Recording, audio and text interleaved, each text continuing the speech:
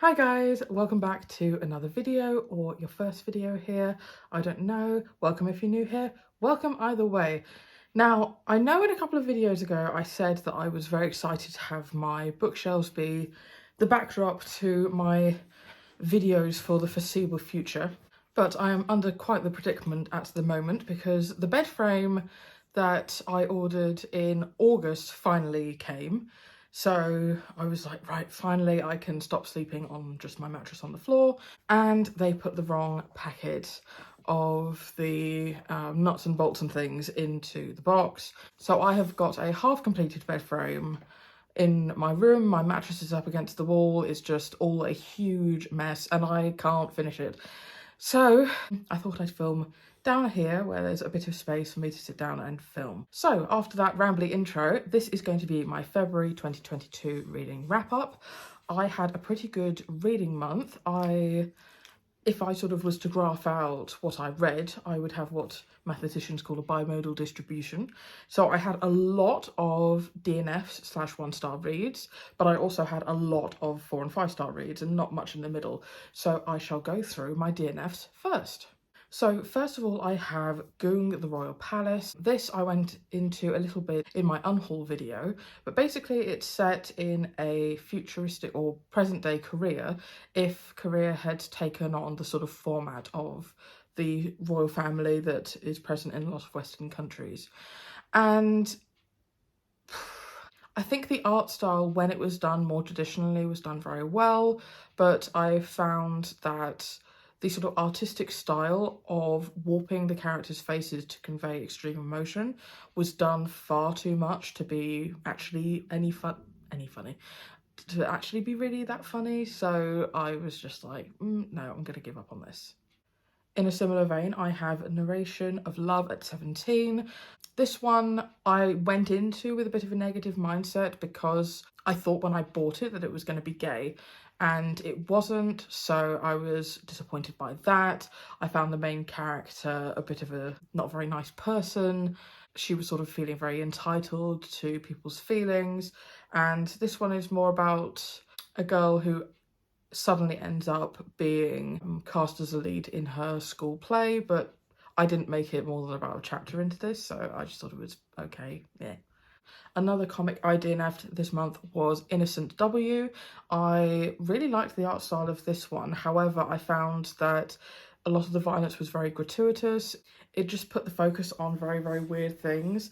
Like I mentioned in my unhaul, the first page that you see is this girl who has essentially had her leg blown up, and you see these gushing streams of blood everywhere. And also with the framing of the frame, I mean, of course the artist made sure that you could see right up her skirt, and I was just like, oh, that feels really gross. So I didn't really go in knowing much of anything about it, and I don't recommend it. So another DNF, and that's going to be unhauled as well. The next one is one I'm actually a bit disappointed by because I was really, really enjoying the setup for it. So that is Category Freaks Volume 1. I really love the art style, and I love it when I can find a new comic series that has the sort of really dark undertones that I look for. So I was really enjoying this. It's sort of about people who exorcise demons, and it's about how the people who do the exorcising are not all that good people either, and I thought that was a really interesting concept. The problem was that it sort of followed these characters on several missions that they were going on, but they were over within sort of the chapter, and then the story just begins again essentially at the start of every chapter. So it became very repetitive and it didn't really have much cohesion. I'm sure that would have got better as the series went on, or I hope it would have, but I just got a bit bored, so I DNF'd this one as well. The next one I DNF'd was Identity, or because of the way that the word is split, I don't know if it's supposed to be pronounced ID Entity. So this is a sort of video game style manga where people in the real world put on headsets and can go into this virtual reality. And I thought that in its concept can be really interesting, but I feel like every comic series that does this is incredibly repetitive. If you've read or seen one, you've kind of seen them all. This one wasn't really doing anything all that special for me, and I think that it really didn't stand out, given the fact that I really can't remember that much, even less than a month later. And I seem to remember there being some problematic content, maybe the character's opinion of women or the character's opinion of gay people. I can't remember what it was even, but I was just like, put a bad taste in my mouth, no thank you. So that one's going as well. Let's get all the comics out the way. I also DNF'd Yotsuba and I. This one has been very highly recommended. A lot of people that I know who are very into comics really like it, so I decided to pick it up when I saw it in a charity shop for very cheap. However, I think that its target audience is clearly very young children, and I just wasn't connecting with it really in any way, so I decided to give this one up too. Next, I have a couple of Rick Riordan books that are sort of set in his other universes that he writes in. So the first one I have is Percy Jackson and the Demigod Files, and this one I explained a bit more in my unhaul, but I don't think I really get on that well with Rick Riordan's short stories, because I think what really shines in his books is the characters and the development of the story. And I think that's what really works for me, despite the fact that the characters are significantly younger than me and sort of less relatable in that way, I guess. So I think the problem then with the short stories is that I wasn't getting any background or any sort of development really of any new characters that were brought in, and it just felt a bit more juvenile. So I decided to get rid of this one. And the second one I have is Hotel Valhalla. Now this one I think I would enjoy if I knew more about the Norse mythology. So Rick Riordan started off writing, or at least got famous for writing, books about Greek mythology, and he has since branched out into talking about other types of mythology in his work. And I think that I had the same sort of problem with the Kane Chronicles, and that is because I know less about the sort of mythology that's based around it. I don't recognise a lot of the names. I hear a name and then immediately I'm like, wait, who are we talking about? Where is this all connected? And I think that if I had a little bit of background, I think that this would be a really good sort of overview to get more to grips with the Norse god system. But I was just very, very confused, and I decided to DNF this one as well. So the last two novels I have are both sort of queer novels that realistically I picked up because I heard about them having LGBT discussions, but they turned out not to be the right books for me, though I still recommend them very widely. So we have Rainbow Milk, and realistically I picked this up for a book group, and I probably wouldn't have done on my own, just sort of reading about the synopsis. But if you want to hear about the sort of intersection between being a person of colour and being gay, the experiences of people in the sex work line of work, then I would check this out. I think if you really like it, I think that Johnny Appleseed by Joshua Whitehead might be a comparable title for that might also interest you, but unfortunately it didn't work for me. And the other one I have is It's Okay to Be Gay. It's an anthology of different coming out stories by celebrities, and it was published with the view to give young people some representation and some role models to look up to, which I think is great. But I should have known this going in, is that I am not a big fan of memoirs that don't have enormous amounts of social commentary. That's the type of memoir that I really enjoy. And so the style of memoir that's just, here's some facts about me and here's some stories from my life is not for me. So I'm going to be passing both of those on to an LGBT bookstore in London to give them a new home, because they're not going to be read by me. Sorry if I'm fidgeting. My knee for some reason is really hurting me, so I'm trying to find a position where I'm not, where it's not hurting. Have I missed any? Yes, I have. I didn't write down. I also DNF'd the first book in the Kane Chronicles. I think it's the Red Pyramid. If I'm incorrect, I'll have put the correct one on the screen. Now, again, this is a Rick Riordan story where it didn't really work for me for a couple of reasons. One being that this, I think, is his first foray into the sort of Egyptian mythology, and I thought that was really interesting. But again, I don't know enough about it to really get all the references that were being brought up, so I was quite lost. The other thing, and this is completely a personal preference thing, so if this doesn't bother you, then by all means, I highly recommend it. I don't like magic systems that rely on or involve people controlling like a magical avatar. That's not my thing. Although I did think this was well written, I thought that the characters were engaging, and also I really enjoyed the discussions about being mixed race as well. Both of the characters, or both of the siblings in this book, are part of a mixed race family, and the sort of discussions around whether or not people assume that you're related if you're either with or without certain parents, how your accent and how you can feel sort of from both cultures, I think was a really interesting discussion in there. As a mixed race person who looks nothing like their mum, I think that it was a really interesting thing to see, because I don't see it that often. So if you'd like that and you're a big fan of Egyptian mythology, I would give this a go. It was a lot of fun, but just not a book for me. And after that very long list of DNFs, I now have my one-star book of the month, and that was Belinda Blink Volume 2.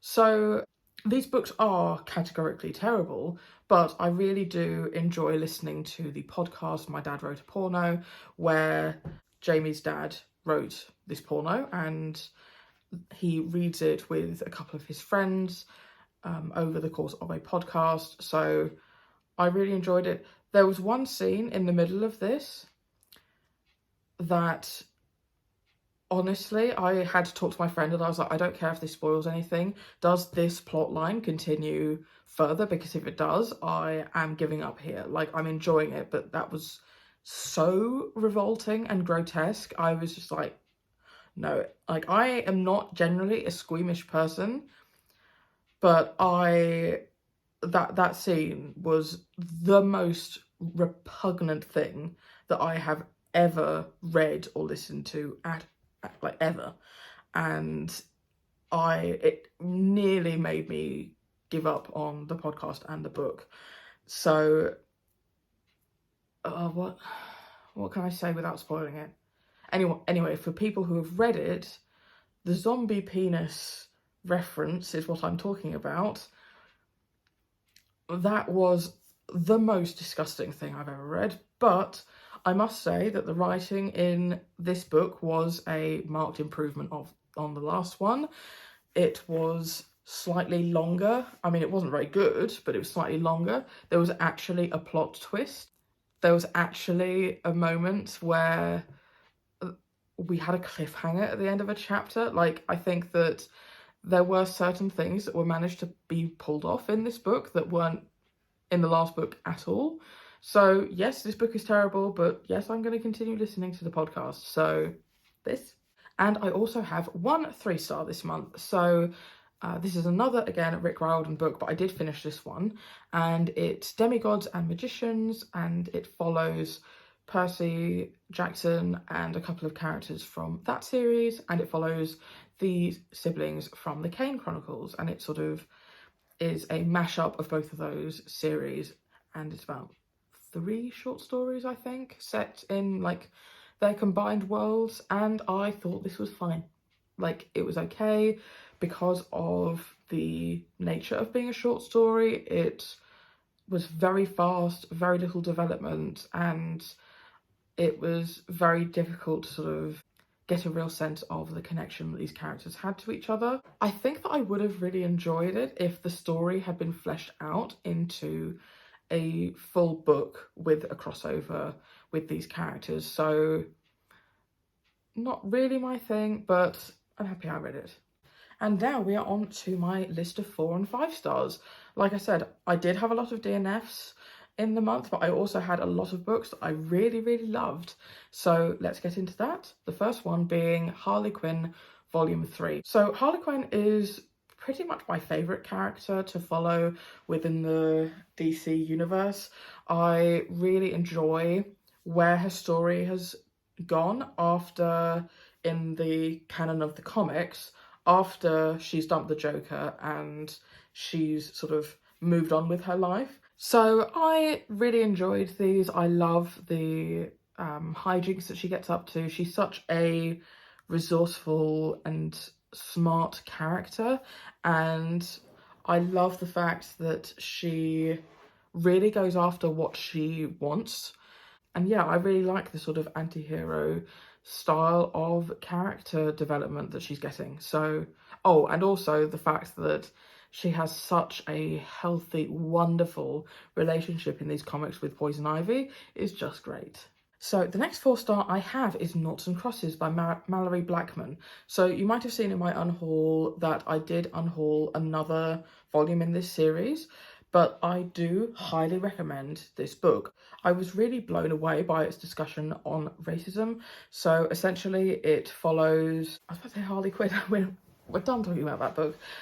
Essentially it follows 2 characters, one black girl and one white boy, and they are from a world where our history has sort of been flipped and white people have been suppressed by black people, and it's a sort of commentary on that, and it's a sort of fictionalization of sort of where we were at the sort of ending of apartheid, where, say, in this universe, the first few white students have been allowed into the all-black schools, but they are being heavily bullied, they're being penalised, they're being expelled for minor things to sort of not balance out the programme, sort of prove that the programme shouldn't have worked, etc. So that is the sort of setting we have, and we have these 2 main characters who end up falling for each other, and then everyone kind of gets involved. It went so many places that I wasn't expecting, and I think for a young adult series it went quite dark, and I thought it was really, really impressively written. The ending was a real surprise to me. I thought, given the age range, I didn't think it was going to end like that, but I really, really loved it. However, because it was such a heavy book, I just didn't see myself anytime soon picking up any of the other novels in the series, so I've decided to give that one a rest for now, but it's not a permanent DNF. The next book I have is Cersei by Madeline Miller. Now, I absolutely loved this book. I thought it was such a wonderful reconstruction of the myth that Cersei is a part of in Greek mythology.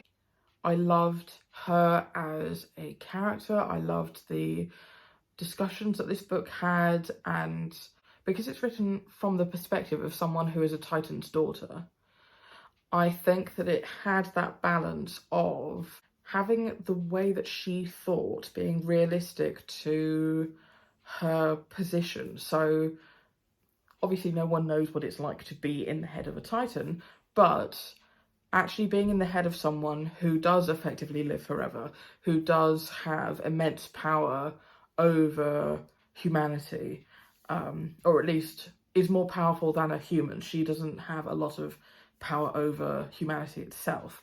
I think that that was a really interesting perspective to read from. I also absolutely loved the casual queer rep in this, and I can definitely see myself rereading it. I really love this. I also think that upon reread I may bump it up to a 5-star, but at the moment it's sitting on a 4, 4.5, but I really enjoyed it. The next book I have is The Cruel Prince by Holly Black.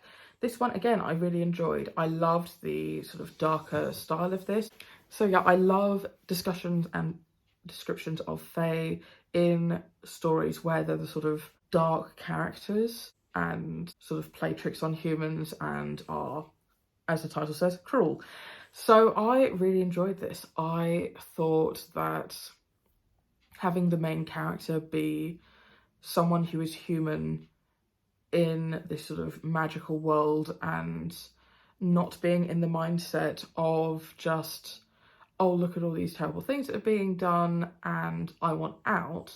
And having that perspective, I thought, was a really interesting one, with her wanting to be just like the other people or fairies in her life. And I'm really interested to see how this series is going to progress.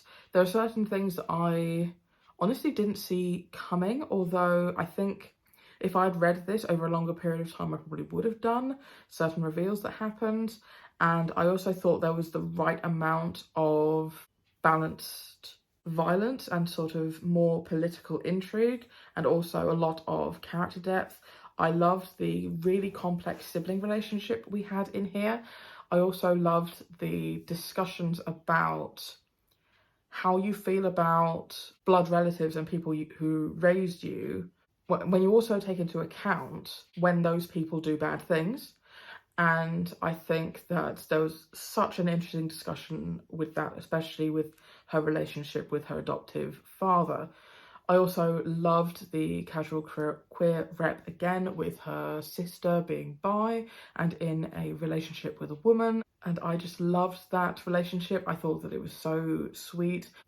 So having read a couple of reviews of the book after reading it, I was a bit confused by the fact that people were saying, oh, the things that Carden did in the later parts of the novel, or seeing how he's been treated or the life that he's led, doesn't make up for the horrible things that he does throughout the book. And I don't think the author is trying to excuse that behaviour. I think that both of these two main characters realistically aren't good people. And I think that it's so fascinating seeing them interact. So I'm really interested to see how that progresses over the course of the series. Next, I have The Lord of the Rings Book 2, The Two Towers. I really enjoyed this one. I actually enjoyed it a lot more than the first book in this series. I thought that the first book had a bit too much of telling, not showing, for my liking personally. The first book, not the second, had quite a number of characters sort of meet and then just say from their perspective what happened to them up until that point. And my criticism in that regard was, it would have been nice to maybe have a bit of a switch perspective near the beginning and then sort of tie everything in, and then when the characters meet, they can find out about how they're connected, but the reader already knows. And in the second book, you actually had more of that. So some of the characters get separated from each other, and you do spend different chapters following different sets of characters where you do find out different things.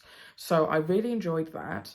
I really enjoyed the characters of the Ents, and I just love the sort of way that they spoke and their sort of big ancient trees. And I loved the way they view the world. And I also think some of the more nature style commentary that Tolkien was trying to put into his book came out more in the second book than the first.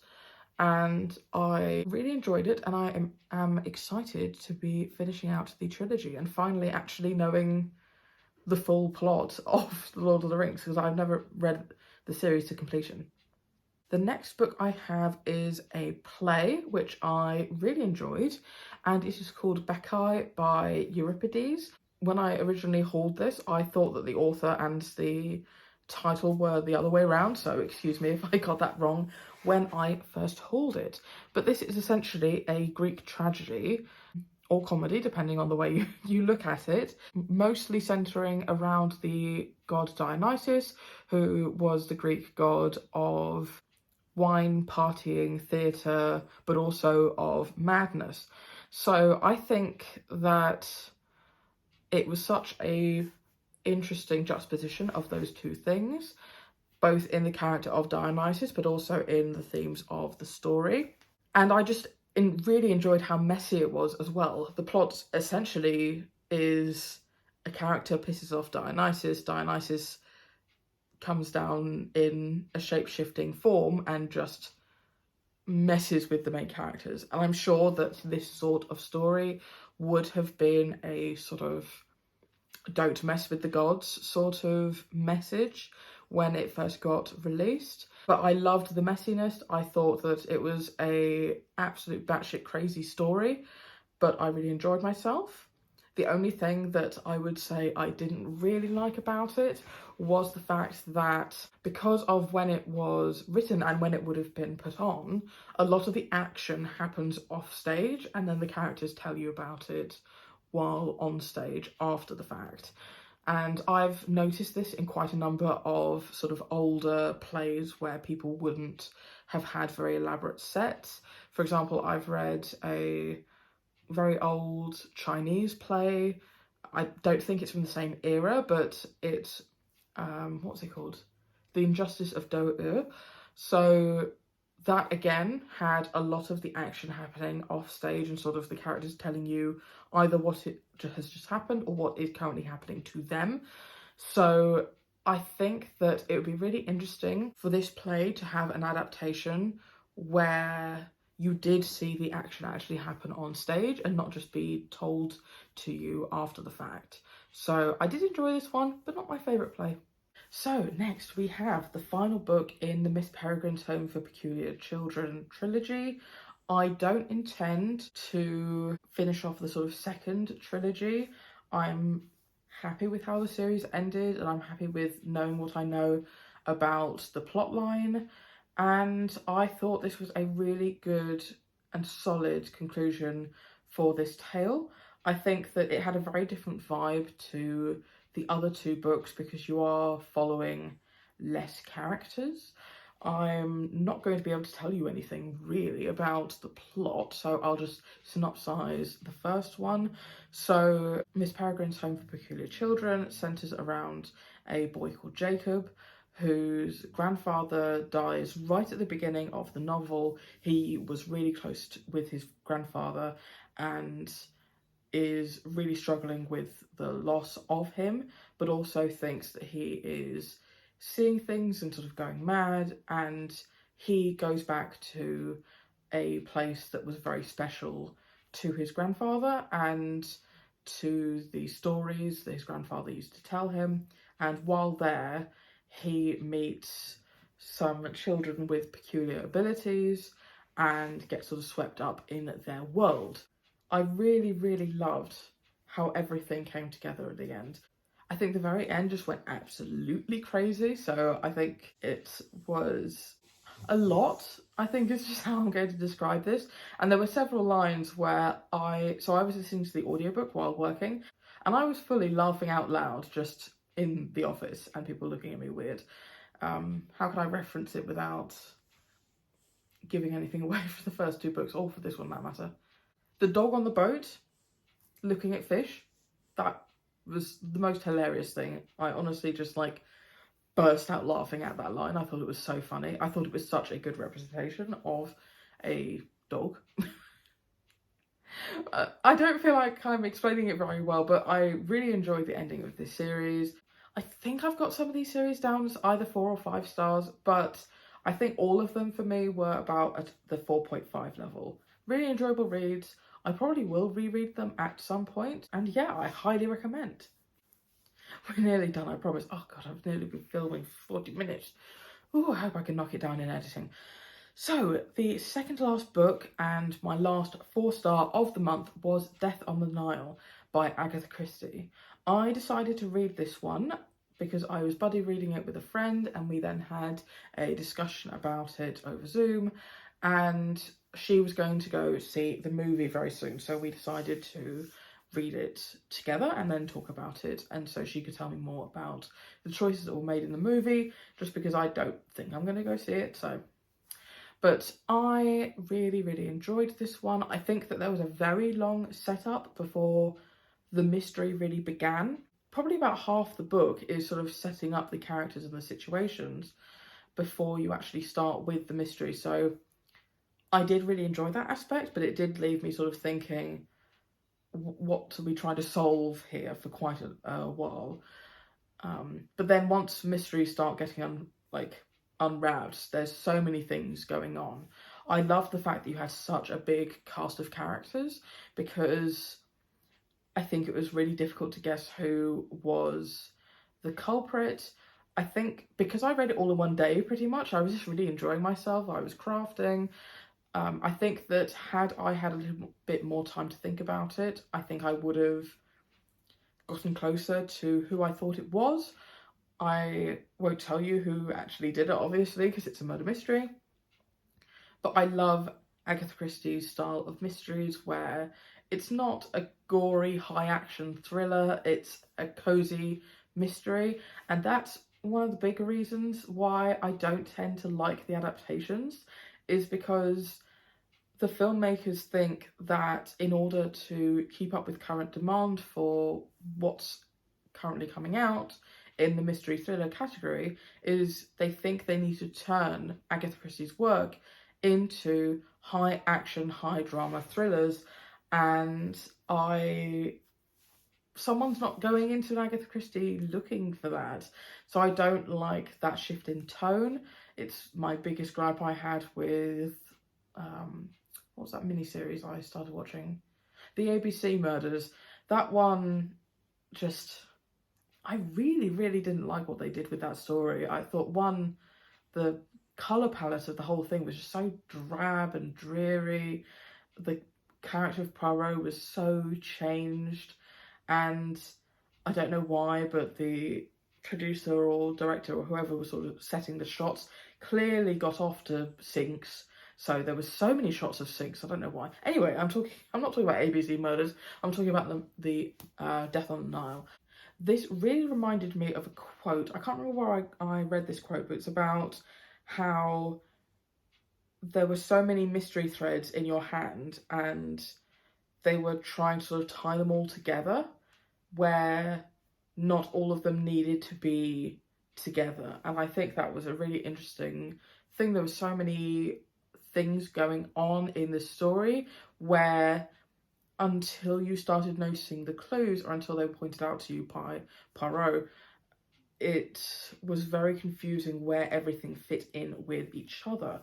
I always tend to miss the character of Hastings when he's not present in one of the Poirot novels. He's the sort of Watson character in Agatha Christie's Poirot series, but you did have a character who Poirot was discussing the mystery with, so you did have a sort of fill in for the reader, essentially, character, so that those discussions wouldn't just seem out of place. I thought the locations were lovely. I did have some issues with it. I thought that the depiction of characters of colour was not very good, I don't think that people would appreciate characters being written that way if this was written current day. The sort of mockery they make of, say, people trying to sell things when they get off the boat and they go to see these places.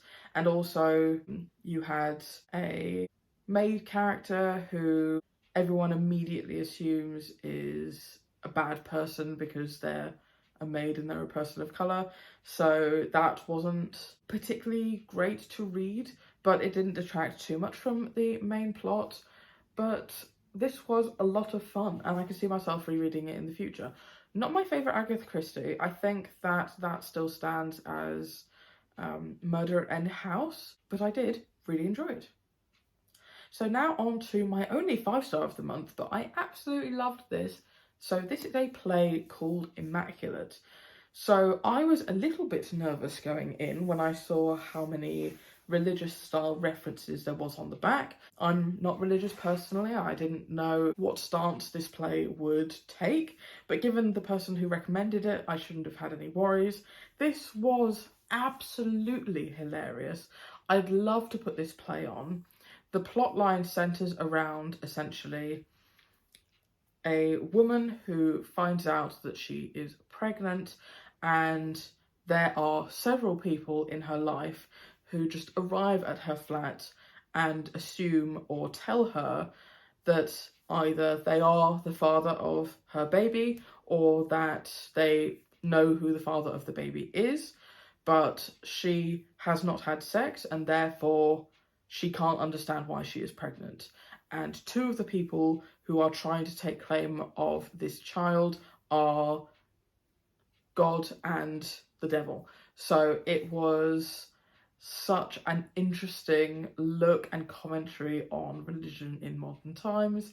I could really visualize each of the characters and the way that they acted. They were all incredibly different people, and I would love to see it staged. I've never heard anything about it until my friend lent me the script, but I loved this so much, and it was definitely my favourite read of the month.